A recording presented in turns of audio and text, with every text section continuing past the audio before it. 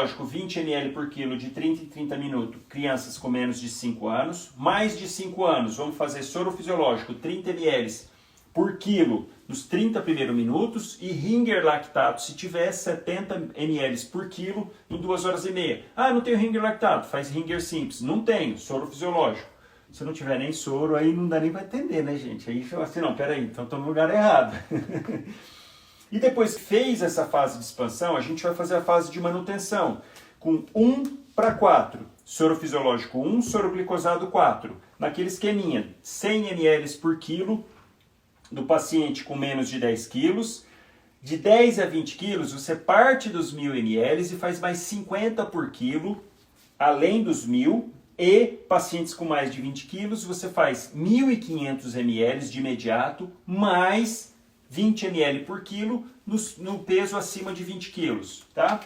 E depois, dependendo se o paciente ainda estiver tendo diarreia, você precisa fazer a reposição, porque ele vai continuar perdendo. Você vai colocar 1:1 de soro fisiológico e soro glicosado, em média 50 ml por quilo nas 24 horas. Se estiver evacuando mais, perdendo mais, você aumenta. Se estiver evacuando menos, perdendo, doutor, está parando, não está tendo mais diarreia, você vai parando. E lembrar de colocar uma ampolinha de KCl, 19,1%, em um soro de 1 litro, tá? Esse é o esqueminha padrão aqui, ó, para brilhar, brilhar, brilhar. E aí vamos falar de uns casos, umas situações que às vezes geram dúvidas, muitas dúvidas. Primeira delas, precisa de antibiótico? Toda diarreia, todo quadro de diarreia agudo precisa de antibiótico? Eu falei para vocês que 90% das vezes é de causa infecciosa, ok? Pensando nisso, a tendência é falar assim, não, se é infecciosa eu vou entrar com antibiótico. Não, não vai. Primeiro, porque a maioria das vezes é viral. Segundo, mas e naquelas que é bacteriana? Mesmo nas bacterianas, se for uma diarreia mesmo, o organismo dá conta, não precisa passar antibiótico. E a gente precisa lembrar aqui de um adendo. Quando a gente passa antibiótico para o paciente, seja qualquer uma das infecções, a gente muda a flora bacteriana. É aquela historinha, principalmente antibióticos de largo espectro. Quem não viu, tem uma live de antibiótico, parte 1 e parte 2, lá no canal do YouTube. Vai lá assistir, tá bem bacana, de um jeito que vocês nunca viram, para quem não viu ainda aquela live. Tenho certeza que vocês vão fixar de uma vez por todas essa bendita relação de antibiótico, porque lá tem o método invertido do médico na prática para antibiótico. E lá eu falei muito sobre isso. Quanto maior o espectro de ação do antibiótico, é ruim, porque ele acaba também matando as células, as bactérias boas, vamos assim dizer, e acaba atrapalhando totalmente a flora bacteriana do paciente. Então aqui tem que ter esse cuidado também. E aí o antibiótico você só vai usar em 3 situações, que aí te autoriza, aí sim passar antibiótico. Doutor, mas meu filho evacuou 10 vezes hoje, chega lá para você atender, você avalia, não está nem desidratado. Mas não vai passar nenhum antibiótico, ele está com 10, evacuou 10 vezes. Se for diarreia simples, sem sinal nenhum, não vai passar. Primeira coisa que você vai pensar, febre alta, porque os quadros virais também podem evoluir com febre, mas febre alta, aí já é um ponto que te chama atenção. Outra coisa que você vai olhar, sangue ou muco nas fezes.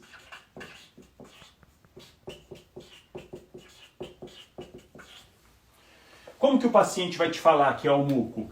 Doutor, tá saindo uma gosma junto, um catarro, às vezes uma clara de ovo, isso é muco. Se for muco em pequena quantidade, às vezes pode sair, mesmo sendo só diarreia, pode sair. Porque o fluxo aumentado acaba mandando embora muco também. Mas se começar a sair muito, e um muco muito espesso, o paciente fala, doutor, tá meio que parecendo leite condensado, você pensar em pus, e com presença de sangue, que aí é disenteria, não é mais diarreia, esses quadros você vai pensar em passar antibiótico sim. E por último, se o paciente chegar toxemiado.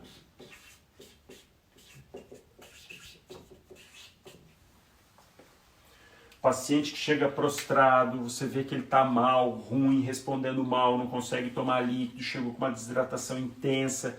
Mesmo você hidratando e ele continua com sinais de toxemia, febre, sangue, é antibiótico. Aí sim você está autorizado a fazer antibiótico. Só nessas 3 situações, que isso vai ser a minoria. Na maioria das vezes o próprio organismo dá conta aqui sem você precisar de atrapalhar com antibiótico. É isso que você tem que pensar. Não é simples assim, não, vou passar um antibiótico e pronto. Não, calma.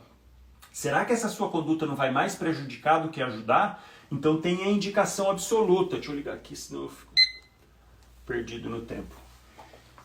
Tá bom, eu sei que nessas 3 situações eu posso usar antibiótico, mas qual antibiótico que a gente vai usar? E aí, para quem assistiu ao live de antibióticos, tá craque para saber quais os germes mais frequentes no trato gastrointestinal. Gram-positivo, gram-negativo ou anaeróbio?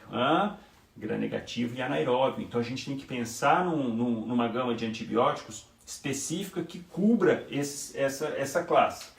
Qual que é a recomendação da Organização Mundial da Saúde, do Ministério da Saúde e da própria Sociedade de Pediatria? Primeira opção, ciprofloxacina.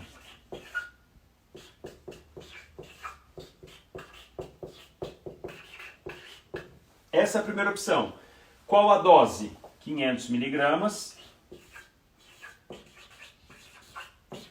12 em 12 horas. De 3 a 5 dias. E para criança, 15 miligramas por quilo, de 12 em 12 horas, de 3 a 5 dias. Só tem um pequeno, coisa assim, discreta, um pequeno detalhe, né? Que é até a própria recomendação, se vocês pegarem o guideline do Ministério da Saúde, fala de cipro para criança. O detalhe é que no Brasil, cipro não está autorizado a fazer em criança, quinolona não faz em criança com menos de 12 anos. E o próprio Ministério da Saúde recomenda fazer cipro. Engraçado, né? 15 miligramas por quilo na criança. Não tem formulação, não tem xarope, não tem nada, a não ser comprimido de 500 miligramas. Como que a gente vai fazer então? Não faz cipro para criança. Primeira opção, cipro para adulto. Alternativa para criança, a azitromicina. É um Z, tá, pessoal? Porque eu estou invertido.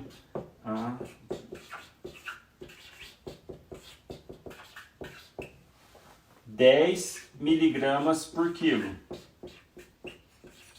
Uma vez ao dia. Também de 3 a 5 dias. Essa é uma alternativa.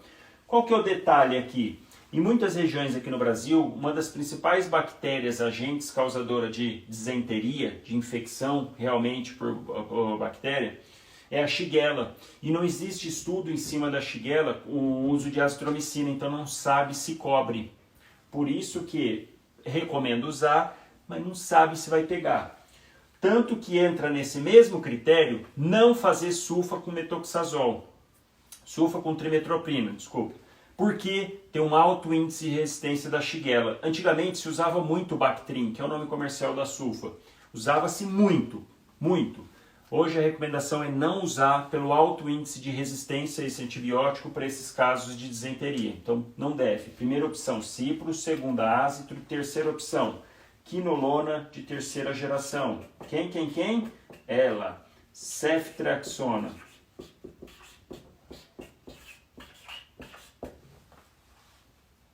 Para criança, 50 miligramas por quilo,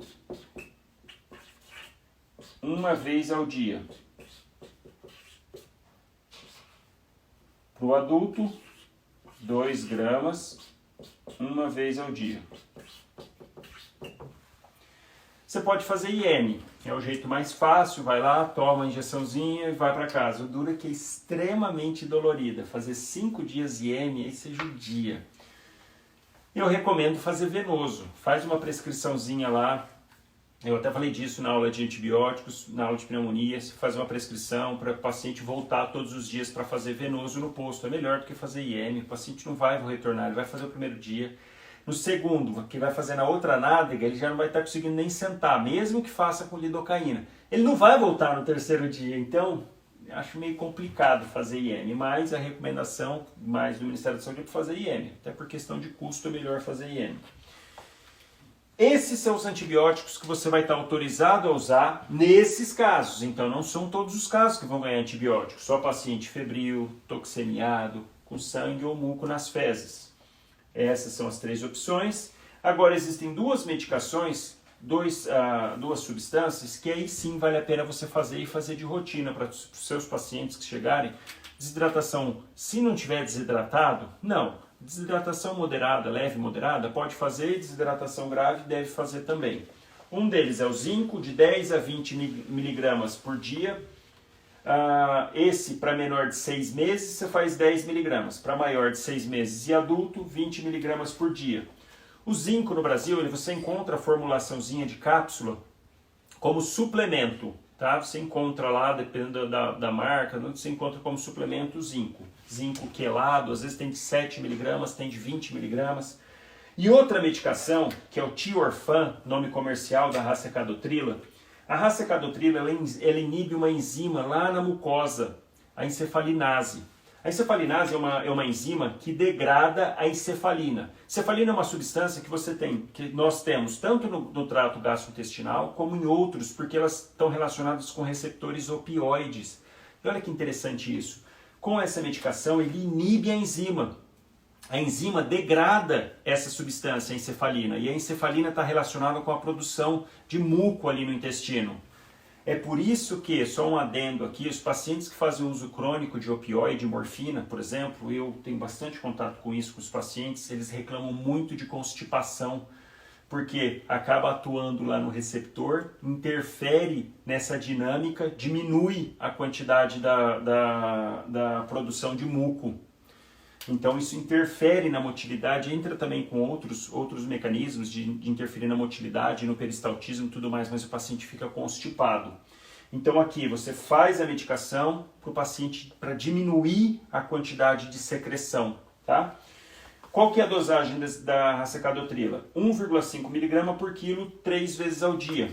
Geralmente você tem pozinho do Tiorfan, que é o nome comercial, de 10 mg, de 30 mg e tem cápsula de 100. Para adulto, uma cápsula de 8 em 8 horas. Para criança você vai ver, porque tem o de 10 e o de 30, o sachêzinho de 10 e de 30. Aí você vai adequar na dose. Então esses dois, fazer. Zinco, ok?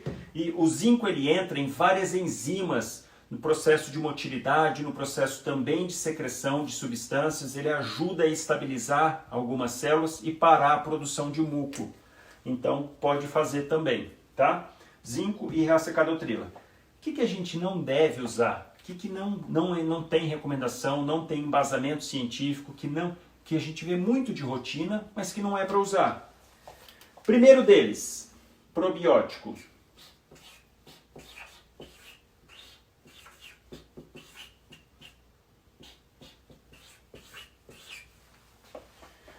Vários aqui, o clássico tem o 20bi, que é um deles da Aerofarma, que a gente passa também, o próprio sachêzinho Florax, Floratil, tem vários desses. Enterogermina, não tem comprovação alguma de que ajude. Então a recomendação do Ministério da Saúde é não passar. No geral, no dia a dia, eu acabo passando, eu passo para idoso, principalmente quem está um pouquinho mais debilitado, não tem comprovação.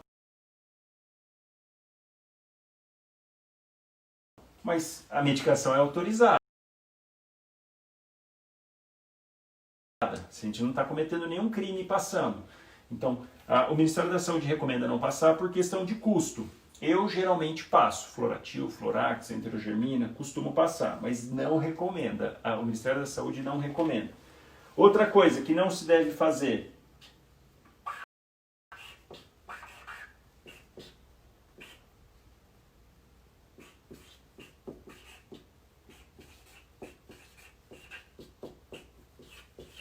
antidiarreico. Esse de jeito nenhum, pessoal. Quem que a gente fala aqui classicamente? A loperamida, o Imosec. Vou até colocar o nome comercial que é o mais conhecido. Não deve fazer. Não fazer antidiarreico para o paciente. E é comum, às vezes, o paciente já chega tomando, doutor, até evacuei demais, fui lá e tomei um Imosec, 2, 3. Não é para tomar, ele é antidiarreico. Se o organismo quer mandar embora aquele agente infeccioso que a gente viu que é causa em mais de 90% das vezes, o organismo quer se livrar daquilo. Por que a gente vai passar para o indivíduo algo que vai fazer reter lá o vírus ou a bactéria, piorando o quadro depois? Então não deve passar, porque senão você vai impedir esse mecanismo de defesa do organismo de limpar o trato gastrointestinal. Então a hora que o organismo identificar que aquilo foi eliminado, naturalmente ele vai parando a diarreia. Você só tem que manter hidratado, ele vai parar. Então não é para passar Hemozeq, não é para passar antidiarreico, tá? A gente só usa antidiarreico naqueles casos em que não é infeccioso. Por exemplo, paciente fazendo quimioterapia, eu passo o Hemozeq. Paciente que tem intolerância à lactose, que tem intolerância a alguma coisa que está fazendo algum quadro de alergia, você passa o Hemozeq, porque eu sei que não é infeccioso. Então a gente acaba que usa mais nesses quadros, em quadros de diarreia persistente ou crônica. A não ser assim, o cara fez quimioterapia hoje e está com diarreia no outro dia, aí eu passo Hemozeq. Olha um outro exemplo que eu uso bastante Hemozeq, paciente com ileostomia. Paciente que está com ileostomia aumenta muito o débito. E olha uma coisa engraçada, o Hemozeq ele funciona no cólon, absorvendo a quantidade de água das fezes. Então ele deixa as fezes mais duras, por isso que ele ajuda nessa absorção. Mas é engraçado que no dia a dia, para paciente com ileostomia que não passou ainda pelo cólon, a gente dá o Hemozeq, também diminui a quantidade de secreção de líquido no líquido que sai na ileostomia. Então uso com frequência, de rotina nesses casos. Agora, diarreia aguda, que 90% das vezes é infecciosa, não deve usar. Por último, outro que não se deve usar e que é usado de rotina,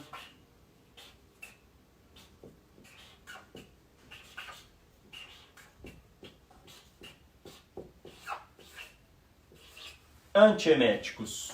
Doutor, mas o paciente está vomitando, chega lá, está vomitando, você vai passar antiemético? Você não vai passar um antiemético?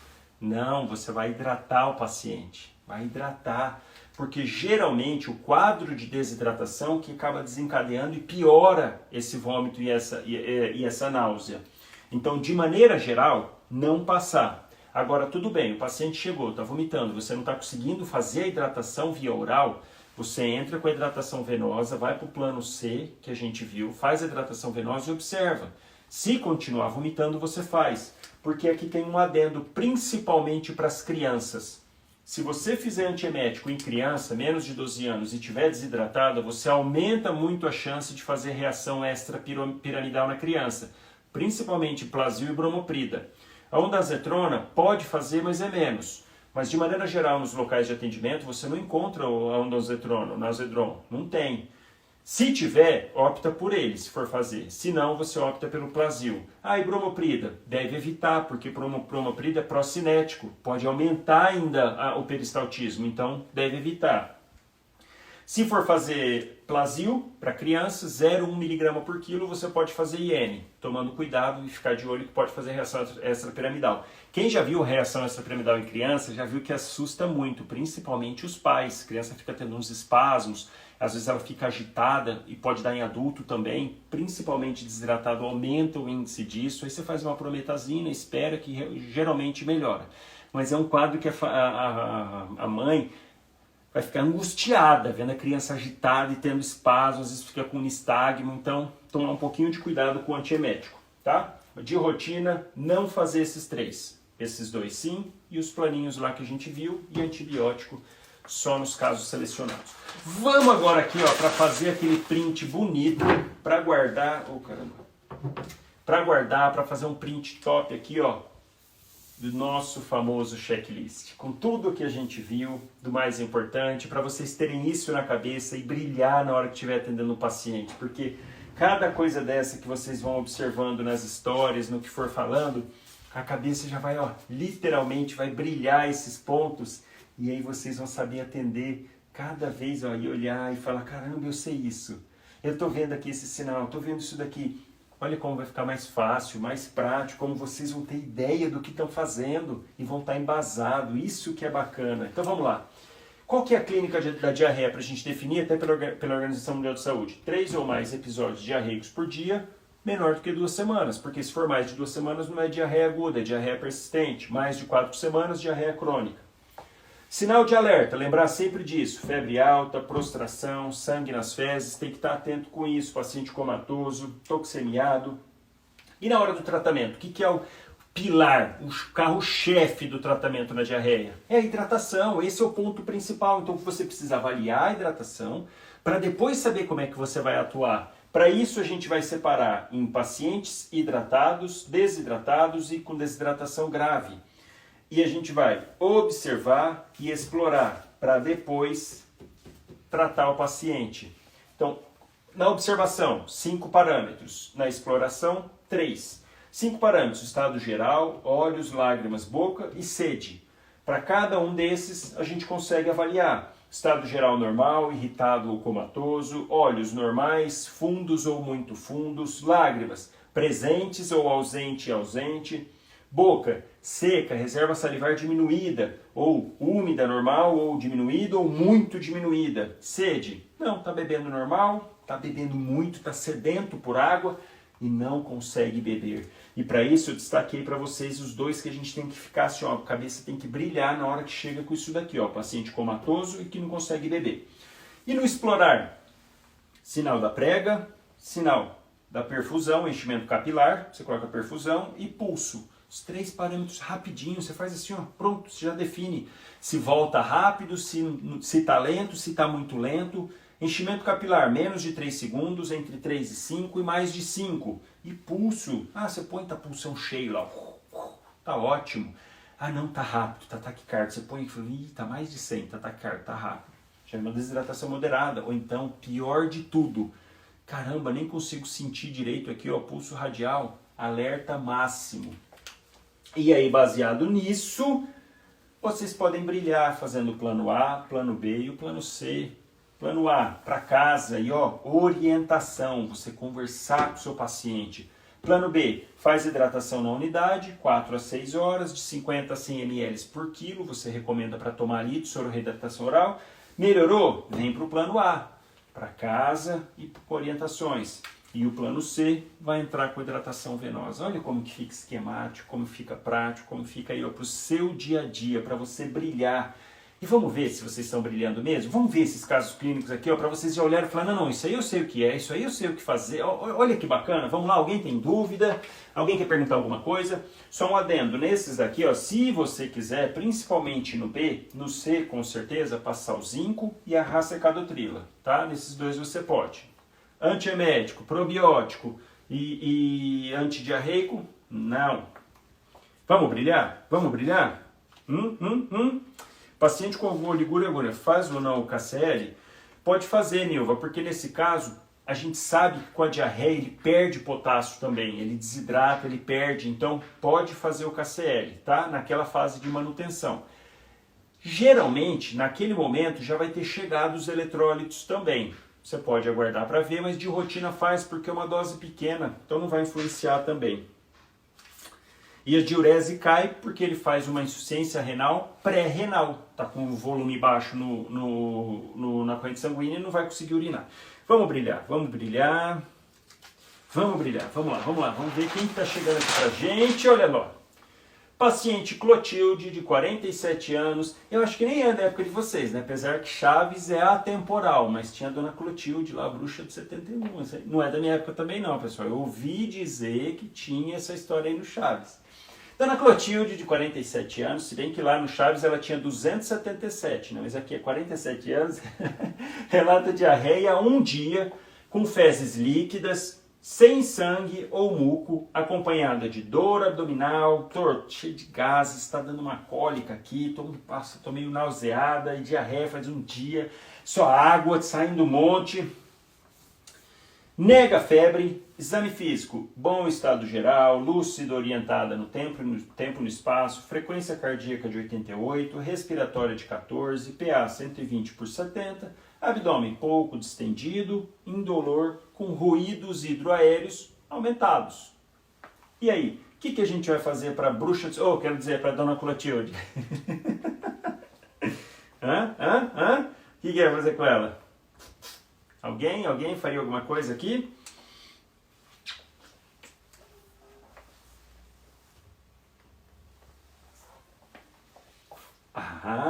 já brilharam aqui, não queria falar não, mas já recebi aqui que deram uma brilhada aqui já.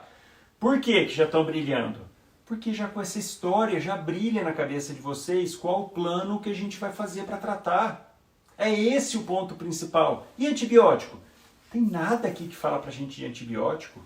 Por que você vai pensar? Não, que essa é uma tendência. Ah, falou que tá com diarreia, tá um dia paciente queixando, já joga antibiótico no paciente. Não, vocês que assistiram aqui vão lembrar, não, doutor Eric já me falou, tô sabendo que não é assim não. Pra que eu vou fazer antibiótico? Não tem nada que fale pra gente de antibiótico. Ah, então vamos fazer um sorinho para fortalecer. Pra quê?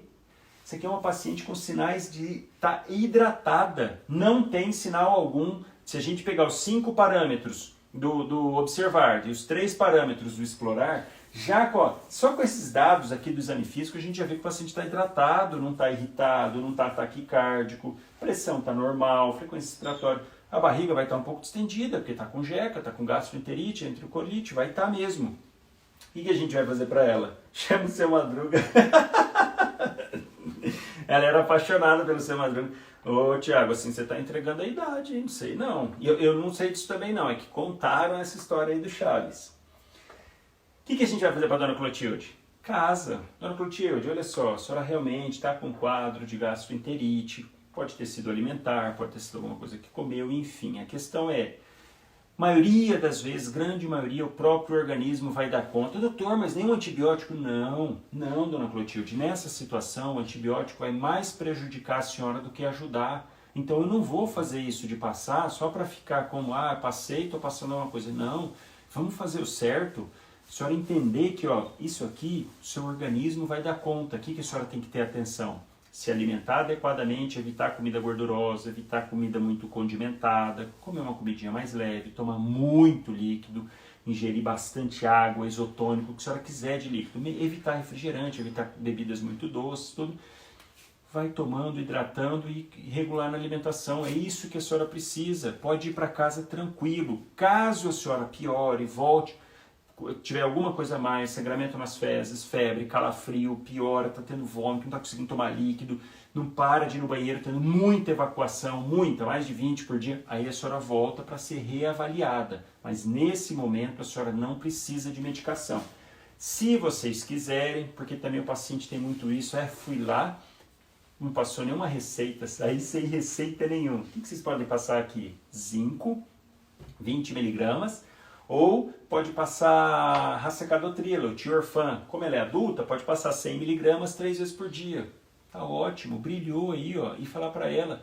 Pode passar um sorinho de reidratação oral? Pode passar, o Reidrate, por exemplo, só que é caro, uns R$30 o sachêzinho, dá para poucos, porque cada sachê em 200 ml dá mais, eu não lembro se agora se vem 15, acho que vem 15 sachê, quer dizer, vai acabar rapidão. Então vocês podem passar isso, mas nada de antibiótico, nada de hidratação venosa, vou até escrever aqui, conduta. Casa. Pode até ir na casa do seu Madruga, mas é para casa.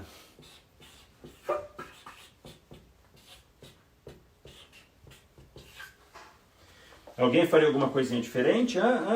Aí, de hidratação, o Tiorfan e o zinco.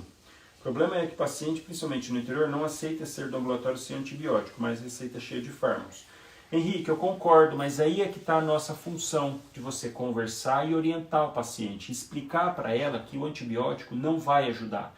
E tem determinados momentos, e esse é um deles, que a gente precisa de certa forma impor e não ceder a uma vontade do paciente que ele não tem capacidade ou às vezes não quer entender.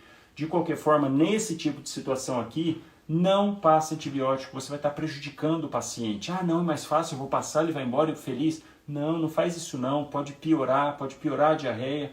A gente tem que lembrar que antibiótico de largo espectro pode fazer colite pseudomembranosa por Clostridium difficile e geralmente pode evoluir com quadro grave, principalmente se for idoso.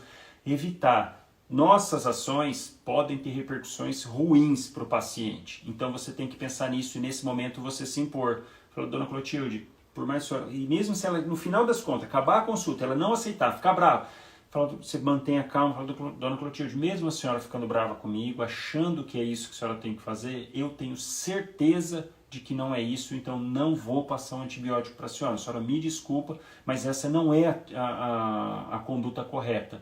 E minha obrigação é de ser correto, então não vou passar. Pode passar uma secadotrila, pode passar o zinco. Quer passar probiótico, passa, porque mal não vai fazer, é autorizado, é uma medicação, mas antibiótico não, tá? Vamos pro segundo, vamos ver quem está chegando aqui. Vamos ver quem está chegando aqui no segundo caso clínico. O paciente Juquinha, 6 anos, trazido pela mãe Ursulete, filha da dona Úrsula, que a gente acabou nem finalizando. E eu vou até que falar, a doutora Márcia brilhou na conduta do começo ao fim. Quem não viu, tem no feed o caso clínico da paciente Úrsula, trazida pela Ursulete, que eu falei de cetoacidose diabética, estado hiperosmolar. É uma paciente que chega em sepse com estado de, provavelmente, estado hiperosmolar e hiperglicêmico. Ela brilhou do começo ao fim no raciocínio, na sequência, maravilhoso. Quem não viu, vai lá no feed, dá uma olhadinha que ficou top aquela resposta. Foi a mais completa de todas. O meu amigo Augusto, que eu fiz a live com ele semana passada, também deixou lá um comentário brilhante de gente pensar em cálculo, sim. Paciente tendo uma complicação alta, pensar se não pode ter um cálculo lá na via urinária que está colonizada de bactéria, causando tudo isso, mas enfim, vocês vão dar uma olhadinha lá e ver. Paciente Juquinha, 6 anos então, trazido pela mãe Ursulete, com diarreia e vômito há 12 horas. Nega febre ou sangue nas fezes. Isso a gente tem que perguntar se o paciente não falar. Exame físico, criança está irritada, chorando, frequência cardíaca de 110, olhos fundos, perfusão periférica menor do que 3 segundos. E aí, pessoal, o que a gente vai fazer pro Juquinha? Juca bala! O que vai fazer pro Juquinha? Mandar para casa também? Junto com a dona Clotilde? Peraí que a dona Clotilde está indo dar uma carona aqui pro Juquinha. Não, gente, não. Esse eu tenho certeza aqui, ó. Ó, pareceu uns pontinhos brilhando aí na cabeça de vocês que eu tenho certeza. Protocolo B, olha, quem que foi? A Lívia, acho que é Lívia. Brilhou, aí ó, a Mari brilhou, Carol, Andressa, a Gabi. Olha que legal isso, pessoal. Por que isso acontece? Olha que coisa bacana. Porque depois da gente discutir tudo isso, brilha exatamente isso, brilha na cabeça de vocês. E dessa forma, isso que é legal. Vocês batendo o olho num caso clínico desse, você sabe imediatamente, ó, é plano B, já sei o que fazer, sei o que olhar. Por incrível que pareça, tem gente que ainda fica perdida nisso daqui. Numa situação dessa, já entra com soro, ou às vezes manda embora, porque não brilha na cabeça dela, não está sabendo passo a passo, não consegue diferenciar isso ali no dia a dia, principalmente que a gente tem que lembrar que são vários pacientes, então você está atendendo. Às vezes você está um pouco mais cansado, com raciocínio um pouco mais lento e acaba deixando passar batido. Isso é uma coisa também para a gente falar, pessoal, que é importante. Olha uma coisa que tem na medicina que não tem nas outras profissões. De maneira geral, quando a gente fala de aprendizado, e é aquilo que eu falei no começo também, a gente ficar revisando as coisas, isso é um ponto para a gente aprender. Uma outra coisa que a gente aprende com os erros. Conforme a gente vai errando, a gente vai aprendendo e fazendo as coisas certas. Na medicina isso não pode acontecer. Essa é a grande diferença da medicina em relação a outras profissões. Porque na medicina, se a gente comete um erro, o paciente é que paga por esse erro.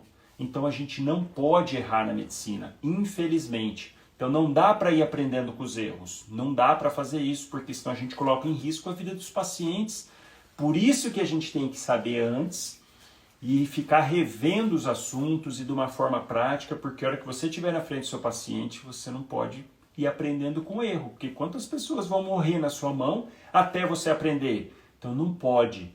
A medicina ela é diferente, eu sempre falo isso, não é melhor nem pior do que qualquer outra profissão, mas ela é diferente, porque se a gente comete um erro, o paciente é que sofre. Então aqui eu tenho certeza que vocês iam brilhar, porque já chamou a atenção aqui, ó. A mãe falou de vômito, falou de diarreia, ok, 12 horas, quer dizer, diarreia aguda.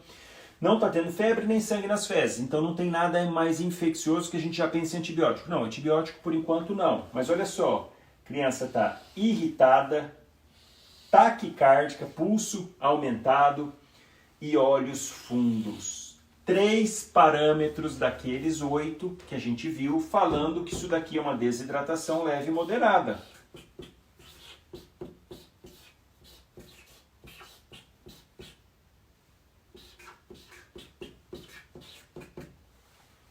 Você vai mandar para casa? Não. Você vai já passar venoso e tudo? Não, porque é leve e moderada. Ele está conseguindo beber, a mãe não falou nada a princípio, ela está mais irritada, mas é isso. Então o que a gente vai passar para ele? Plano B.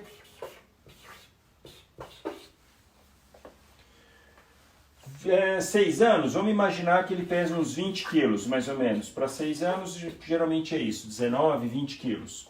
O que a gente vai orientar para a mãe? De 50 a 100 ml por quilo de líquido de 4 a 6 horas. E vamos estar reavaliando. Está conseguindo tomar? De soro de reidratação oral. 6 anos, vai fazer, ó, vai tomando. Faz aí um litro, toma, depois toma mais meio litro, vai tomando. Quanto mais tomar, melhor. Ah, doutor, mas ele está vomitando. Calma, vamos dar o soro de reidratação e observa. Vai dando pequenas quantidades várias vezes, porque também se ele virar um copão cheio de 300 ml, 500 ml, vai vomitar, vai distender o estômago, vai vomitar. Então calma, toma 50 ml agora, daqui 2 minutinhos mais 50 e vai dando. Pode ser água também, porque ele não está gostando muito do gosto do soro de reidratação. O ideal, o soro é bom que ele repõe os sais minerais. Mas ok, se não está, toma água. E vai dando. E aí vocês vão vendo, vão avaliando. Ah, passou 4 horas, passou 6 horas. Doutor, está serelepe, está correndo no corredor já, o Juquinha não para. Juquinha, volta aqui. Ele pulando e subindo. Você olha lá, ele está até com a injeção, dando injeção nos outros. Pronto, pode ir para casa, está jogando bola, está 100%. Aí você fala... Tranquilamente, o paciente hidratou, você observou, acompanhou. Você vai fazer o quê? Plano A, orientar para casa, ingesta de líquido e aquelas orientações de retorno caso não melhore. Olha como que fica tudo mais claro, mais objetivo, mais fácil, embasado. Olha como que quando a gente sabe e segue a sequência, dá aquela satisfação. Imagina, chegou o Juquinha, que a princípio olho fundo, irritado, tudo. Caramba, você faz, brilha na conduta, você vai ver o moleque tá pulando lá, dando até injeção. Olha que legal isso, olha que satisfação de, aí sim, dever cumprido. Seguiu o protocolo, seguiu aqui, ó, doutor Eric me falou isso aí, eu tô sabendo, não, eu sei que aqui, ó, isso aqui, ó. Pode passar para casa o zinco, pode passar o Tiorfan, Racecadotrila, tá? Pode brilhar. Alguém faria alguma coisa diferente? Alguém? Água de coco, pode... Ô, menino ruim. Ai, soro com sabor para criança é uma boa, Jéssica, mas no geral, nos nos UPAs, não tem com sabor. Isso que é o problema. Se bem que tem gente também que fala que aquele sabor é enjoativo e acaba piorando a náusea. Mas enfim, é isso aí. Vamos lá. Existe uma maneira específica de avaliar desidratação em menor?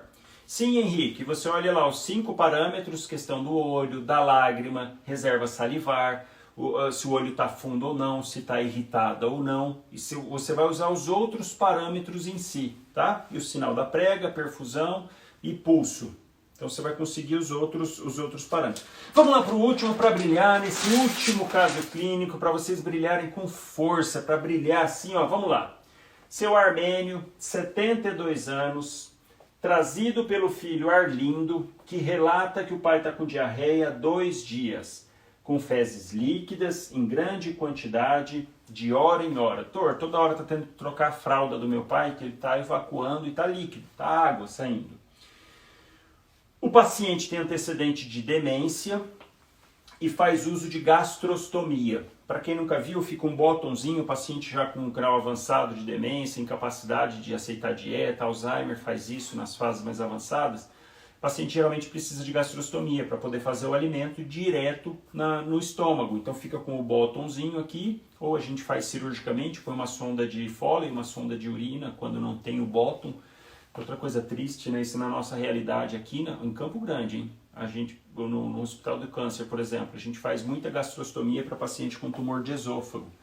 Tumor de esôfago, tumor de orofaringe avançado, a gente faz gastrostomia. Não tem o bottom lá, que poderia fazer por endoscopia, sem precisar de cirurgia, põe o bottom aqui.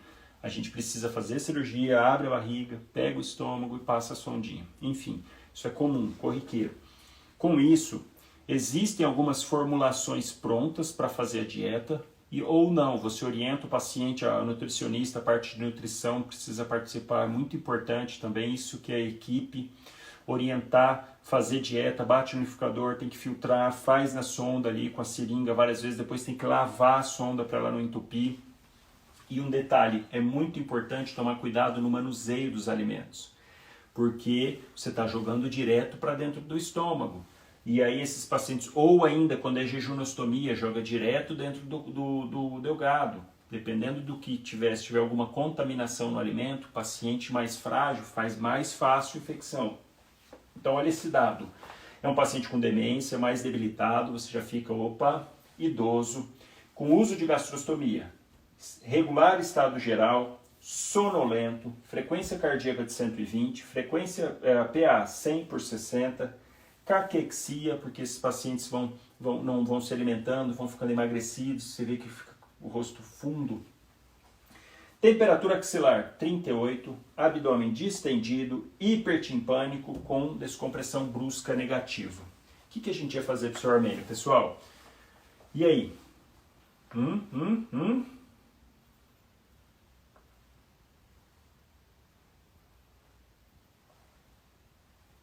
E aí?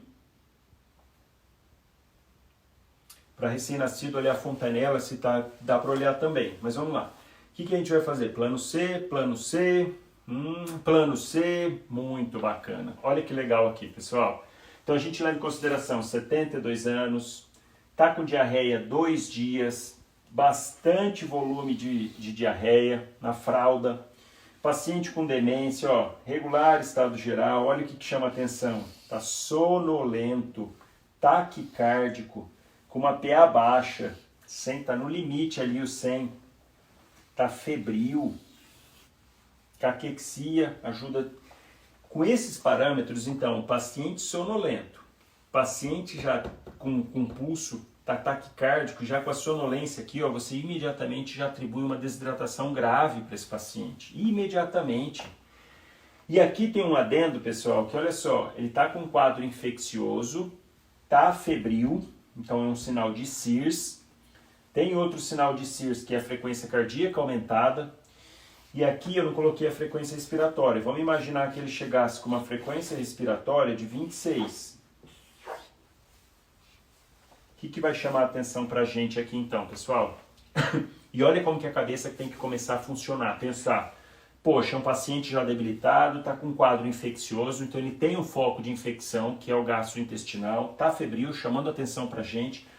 E tem 2 sinais do famoso QSOFA. A gente não consegue avaliar muito o neurológico dele, porque ele é um paciente com demência, mas ele estando sonolento já fala que está rebaixado, mas como ele tem demência, não vai conseguir falar, questão de orientação, tudo, então fica meio difícil avaliar isso. Mas ó, pressão está no limite, frequência respiratória está aumentada, a gente pode falar que esse paciente pode sim estar com sepse. Como ele está com um quadro de desidratação grave, a gente fica meio perdido se é sepse ou se é desidratação, não é? Olha que legal, o raciocínio já fica 1000. Pode ser as duas coisas? Pode. O que entra no plano C de imediato? Expansão volêmica. Então é isso que a gente vai fazer para ele. 20 ml por quilo em 30 minutos. Lá no pacote da primeira hora fala de fazer 30 ml por quilo na hora que chega. Só que ele é idoso, está caquético, vamos fazer 20, vamos avaliar, vamos pedir para sondar, sem dúvida, um paciente desse, idoso, debilitado, febril, com todo esse contexto, e paciente demenciado que demora para manifestar sintoma, para reclamar de alguma coisa, não, vamos já entrar com tudo, então vamos fazer. Como a gente não sabe se é só uma desidratação ou se é uma sepse, na dúvida, o que a gente vai fazer? Ciprofloxacina. Por quê? Porque entra no pacote da primeira hora. A gente fazer reposição volêmica e entrar com antibiótico dentro da primeira hora. Se não responder à pressão nessa primeira hora fazendo isso, entrar o mais rápido possível com droga vasoativa. Então o que a gente vai fazer? Faz essa expansão em 30 minutos, 1 hora, vê se ele está respondendo. Opa, peraí, parece que está respondendo, a pressão subiu um pouco, a frequência cardíaca diminuiu um pouco. Então vamos insistir mais. E aí a gente pode seguir o plano C. Continuar aqui no plano C, 70 ml de Ringer lactato em 2 horas e meia. Olha que legal isso, tá vendo? Isso que é dinâmico, você tá ali, você tá avaliando, tá vendo.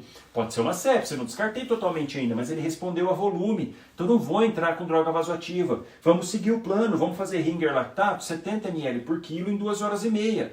Faz o volume, já está sondado, vamos ver a diurese, você já pediu o exame de sangue, paciente grave, a gente já pôs na emergência, já fez o MOV, monitorização, oximetria e acesso venoso, pedimos exame de sangue para poder ter um parâmetro, ter um controle disso, de como está, na perda de eletrólito, vamos fazendo aqui, ó, vamos fazendo, já pedimos para fazer 500, o cipro venoso, ele é 400 miligramas. Tá? O VO é 500, mas a bolsinha é de 400. Ah, doutor, não tem cipro. Faz ceftraxone. Não tem cipro? Vamos fazer cef 2 gramas. Ah, doutor, mas ele pode estar fazendo insuficiência renal, pré-renal, porque está desidratado, então teria que ajustar a dose, principalmente se teria, mas você não tem esse dado agora e precisa do antibiótico na primeira hora, faz a dose plena. Vai ajustar depois. Depois você pensa em diminuir a dose, ou espaçar as dosagens, enfim. Agora a gente tem que entrar com tudo.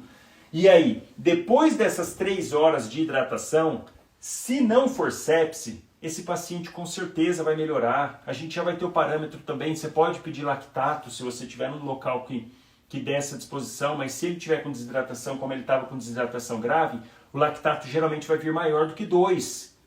Então não vai te ajudar tanto, mas se vier um lactato de 15, você vai pensar em sepse e não em desidratação puramente. Olha como que você tem que estar, a cabeça tem que estar a 1000. Você pode pedir PCR, o PCR vai vir aumentado por causa da desidratação, por causa desse quadro, mas se vier muito aumentado, pensar em sepse também. Mas aí você vai manejando, você vai vendo, vai estar lá, o paciente você vai vendo se vai tendo diurese, se melhora a frequência cardíaca, se baixa a frequência cardíaca, se a PA mantém, é que você tem que estar dinâmico vendo ali, isso que é bacana. Se depois das 3 horas ele respondeu bem, a gente parte para o outro plano, para manutenção. Fazer soro glicosado 4:1 de soro fisiológico e mantém, esse paciente vai internar, tá? E aí um detalhe aqui, um adendo, uma outra coisa para a gente, depois que você estabilizou tudo mais, pensando no bem-estar realmente do paciente, o que é uma outra coisa que dá para a gente fazer? Conversar para ver como que está sendo preparado esse alimento na sonda, perder um tempinho para isso, porque é isso que a gente tem que estar atento com o paciente. Ah não, mas eu já resolvi, ele chegou com esse quadro, o importante era eu resolver isso. Não, vamos um pouquinho a mais, vamos se doar um pouquinho a mais para o paciente. Vamos questionar, quem que está preparando o alimento? Ele tem cuidador? É você mesmo? Ah, não, é a minha mãe. O filho fala, o Arlindo fala. Não, minha mãe de 70 anos que está preparando. Será que está preparando certinho? Está tendo cuidado dos alimentos, não fazer alimento cru? Enfim, toda a recomendação para a administração do alimento pela sonda. Olha que bacana isso, a gente poder pensar um pouquinho a mais para fornecer realmente um atendimento pleno, completo para esse paciente. Ah, se for lá no seu bairro, no seu PSF, será que o pessoal do PSF está indo na casa para visitar? Isso é outra coisa bacana para ver. Olha, você está numa UPA, no lugar, vamos falar com a assistente social, vamos cadastrar ele aqui, ó, ver quem que é o responsável por essa região, vamos ver para fazer visita domiciliar, ver como que está lá o cuidado, como que estão conseguindo manejar isso, como que a senhorinha dele está fazendo o preparo. Olha que bacana isso, quando a gente pensa algo mais, né? Alguém faria? Alguém faria alguma coisa de diferente para ele?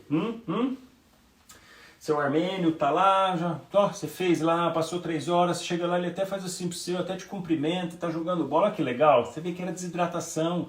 E aí, mas você já entrou com antibiótico? Não tem problema, a gente viu que é desidratação, se ele não tiver com sangue nas fezes, não preciso manter esse antibiótico, entendeu? Tem que ter um pouquinho de jogo de cintura. Não, peraí, ele estava toxemiado, porque ele estava com desidratação grave, agora que eu hidratei, pronto, ele está tranquilo, está bem, não vou manter o antibiótico, porque eu sei que esse antibiótico pode mais prejudicar do que ajudar. Ah, doutor, é um paciente que vive em casa de repouso, ou que teve internação recente, paciente internado, chega a dar 30% dos pacientes internados com colonização de Clostridium difficile, podendo fazer colite pseudomembranosa. Na população em geral, isso é de 3%. No paciente internado, chega a 30%. Então, olha como que a gente tem que ter uma certa parcimônia na nossa conduta. Não é sair passando assim. Eu fiz no início porque eu não sabia se era uma sepse. Estava entre sepse e desidratação. Na dúvida, para sepse, você entra com antibiótico. Ah, ele respondeu, era só desidratação. Ótimo, parei, não vou fazer mais um antibiótico. Olha que legal isso, que bacana. Alguém faria alguma coisa diferente? Pode passar o zinco para casa, pode passar a raça cadotrila, pode passar um probiótico pro seu armênio, pode passar, não vai ter problema não, pessoal. Todo mundo brilhou na conduta, excelente, sensacional. Um paciente que chega com muita cólica e dor abdominal distendido, posso utilizar simeticona fora desse caso clínico? Jéssica, simeticona pode, você pode passar, ela faz emulsão dos gases e ajuda a eliminar. Só que se o paciente tiver com o trânsito intestinal diminuído, não vai chegar naquele momento e aliviar, isso daí você passa para casa geralmente, tá? Alguém? Pessoal, muito obrigado. KCL pode utilizar 2 ml para cada 100? Isso, pode. Ô Jéssica, essa recomendação, 2 ml de KCL para cada 100 ml de solução, é para o KCL a 10%. O KCL 19% é o dobro, tá? 19,1% é mais ou menos o dobro de MEC por ml. E a ampolinha vem com 10 ml, tá bom, pessoal? Pessoal, vou fazer um print aqui para vocês. O Buscopan pode. Tem algumas controvérsias do Buscopan, porque o Buscopan ele é antiespasmódico.